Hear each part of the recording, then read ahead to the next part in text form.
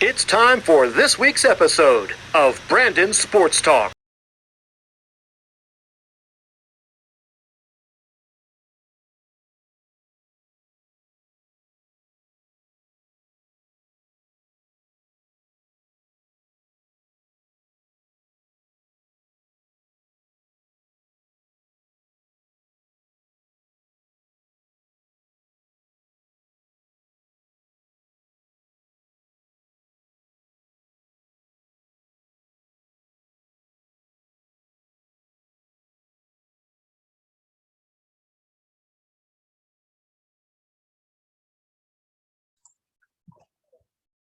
Welcome back to Brandon Sports Talk. In today's episode, I have the privilege to interview the U.S. Olympian Cross Country skier, Novie McCabe. How are you doing today? I'm good, thanks. Can you talk about how you knew that you wanted to get into professional cross country skiing? Yeah, so my family was kind of big into skiing, and I come from a place called the Methow Valley in north central Washington State, where skiing is just a very big part of the community. And so my mom was a skier, and she actually went to the Olympics as well. So I kind of grew up like skiing with her and the rest of my family, and just kind of learned about it when I was young. So I just got into it at a really young age, and then started to really like it and want to compete at a more serious level when I was older. What was it like going to Utah to go for cross country skiing? Yeah, it's been really good. So I'm actually still going to school at the University of Utah, and kind of like balancing college skiing and skiing on like the World Cup sometimes has been a bit challenging, but also really fun to like see the sport from those two sides and like get to do college races as well as more international racing. What is it like, obviously, getting to do the college racing? It's super fun. I think like the whole college scene is a lot of fun. Everyone is like, serious about the sport, but also having a lot of fun with it. So I've really enjoyed that. And my team is really strong. So we all push each other a lot. And I think it's for sure made me a better skier. What are some of your accomplishments so far during your college time of skiing? So I've been in college for 2 years, and my team has won NCAAs for the past 2 years. And I have one individual NCAA championship and then 3 other podiums. Of course, what is that balance like of going to college and being a professional skier? It's actually a lot of fun. Like, it's definitely challenging to be doing school all the time while I'm trying to focus on racing as well. But I think that for me personally, it's important to have multiple things going on in my life. And it's kind of nice for not everything to be so hyper focused on skiing, and to be able to focus on kind of other challenges every once in a while. So I've really liked having like both a school life and a ski life, and being able to do both of those things.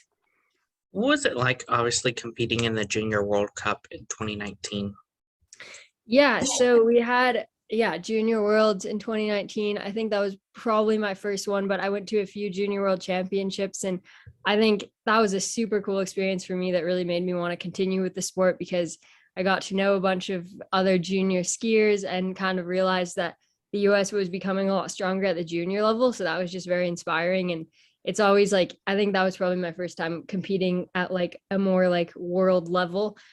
So competing with all the best juniors in the world was really cool. How was it like in 2020 going to the US Championship? Yeah, that was super cool as well. I think like the US National Championships is a really cool event. Always we don't always have like the full US field there, but it's a super competitive event. And I think that was the first time that I was more competitive with some of like the older girls. And it's always just really fun to see the whole ski community, because I think the ski community is very special, and especially the ski community in the US, like everyone's so supportive of each other. And so everyone getting to come together for that is really cool. How's it like, obviously, getting to compete in the 10K freestyle on the World Cup level?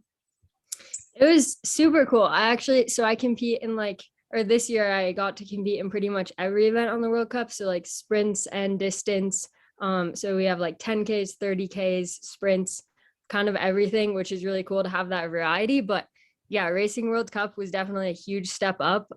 Everyone is so fast. And so it was definitely kind of a shock to the system getting into it at first. And I think it was honestly a really valuable experience for me though too, because I feel like I really learned what I have to work on to be more competitive at that level. So it was really cool to have those opportunities this year. In 2022, what was it like going to the Olympics in Belgium?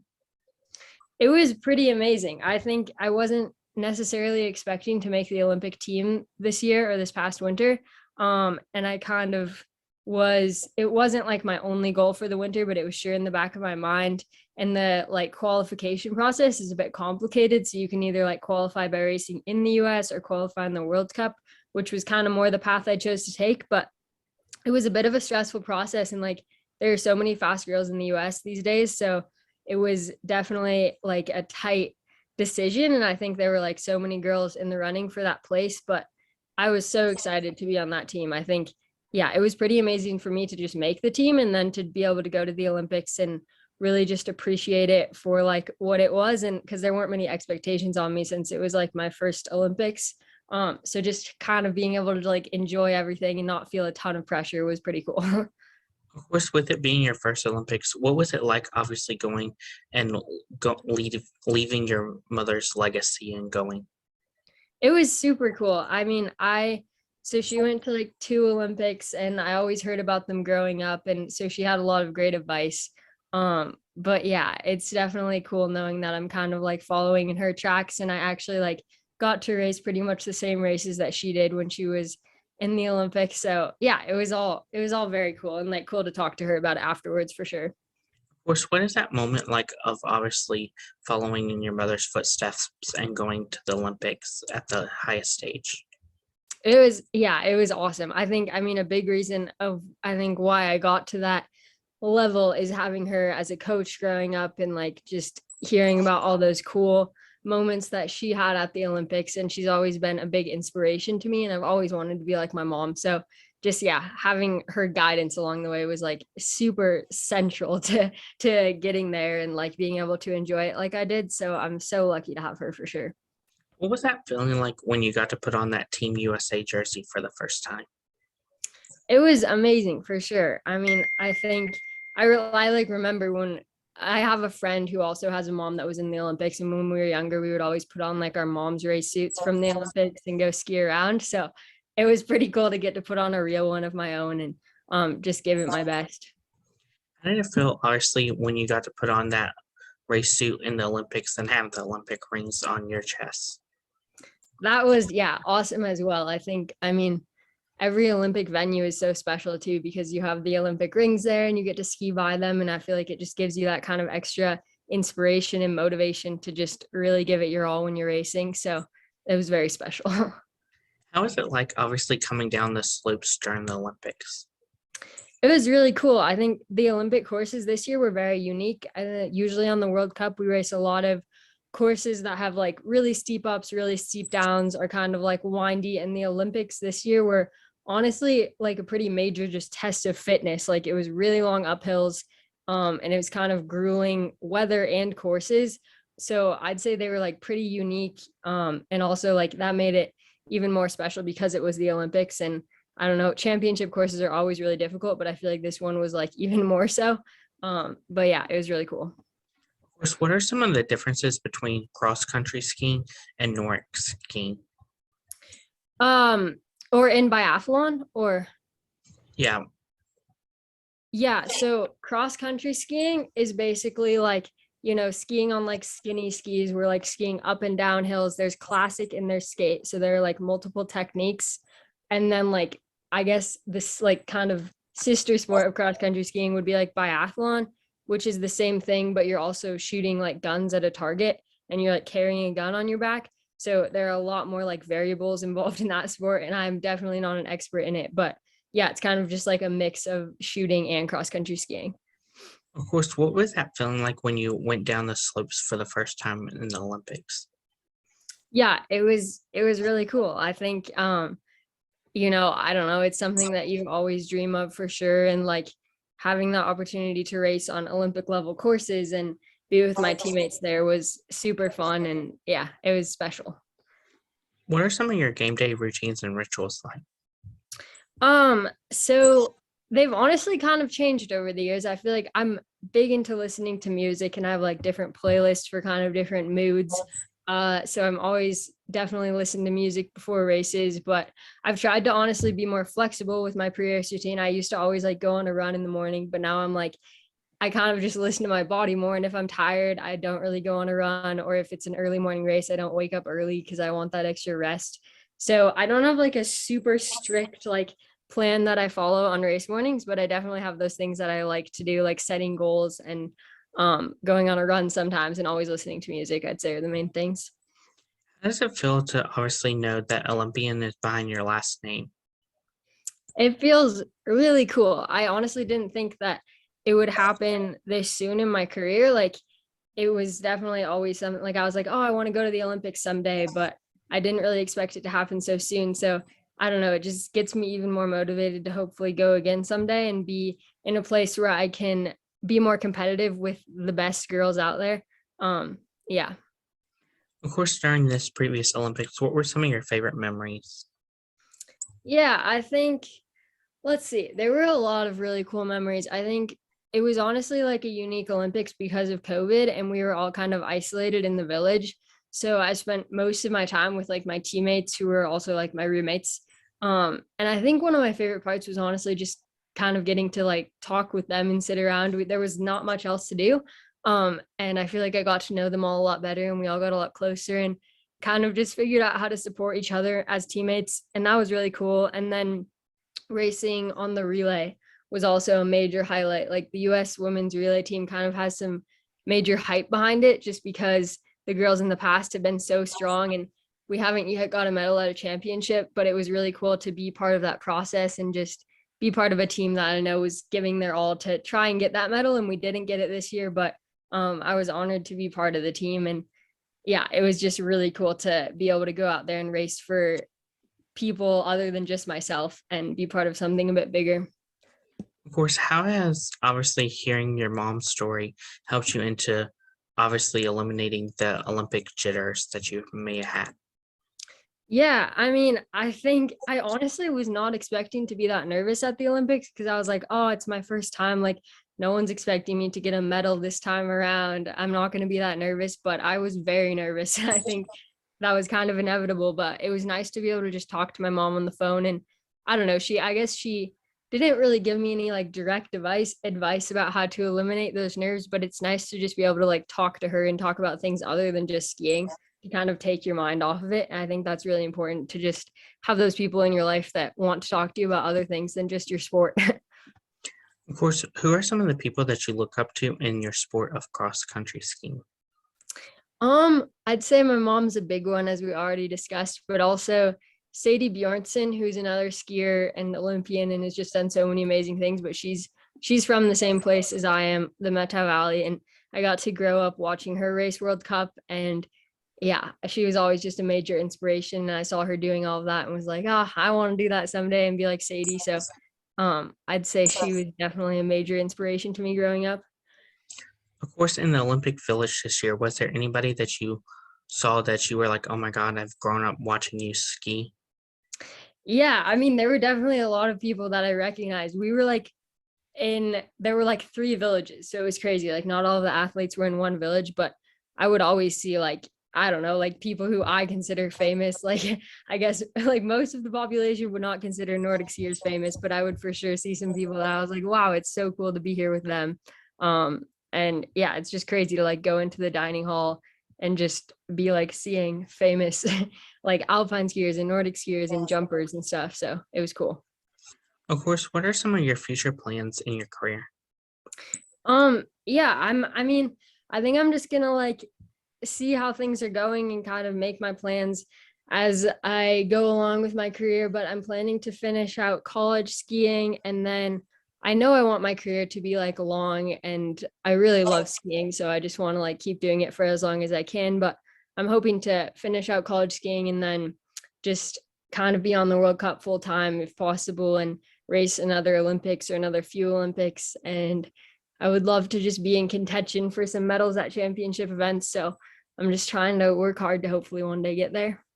Of course, how has your Olympic career helped you into your college skiing career?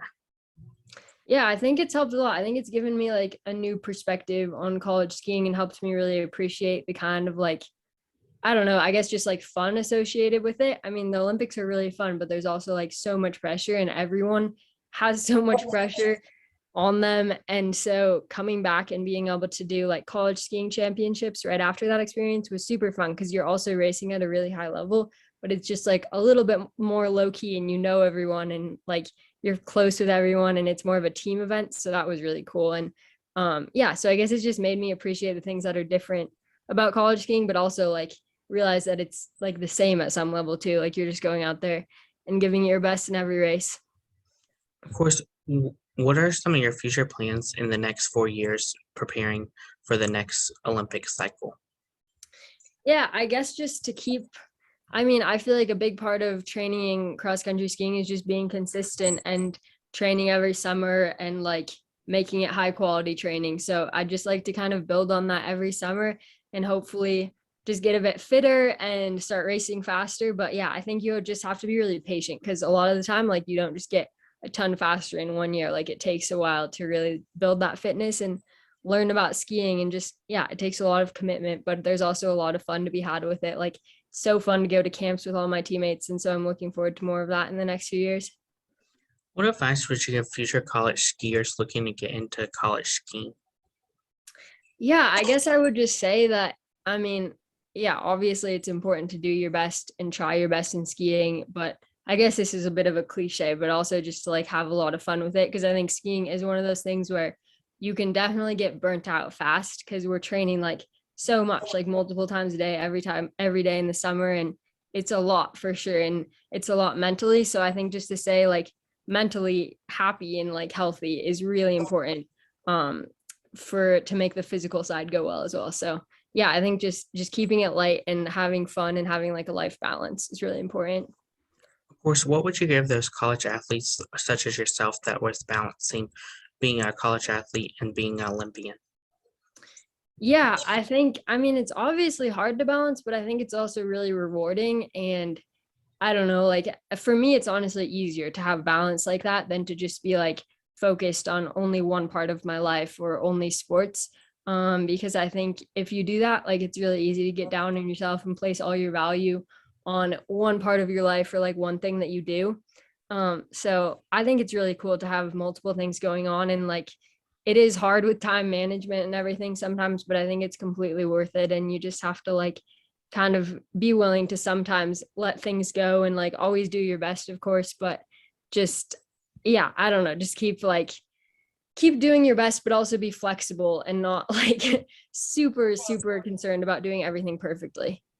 Of course, what advice would you give somebody looking to go to the Olympics for the first time or multiple times, just like you did?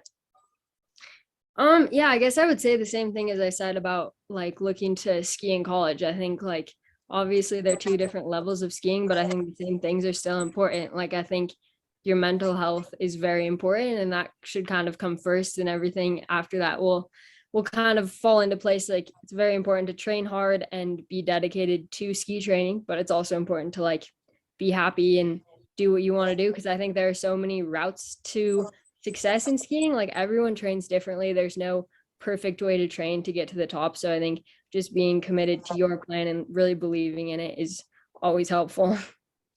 Of course, what advice would you give future people such as yourself that is going after their legacy and following in their parents' footsteps of either going to the Olympics or even in the same sport as them?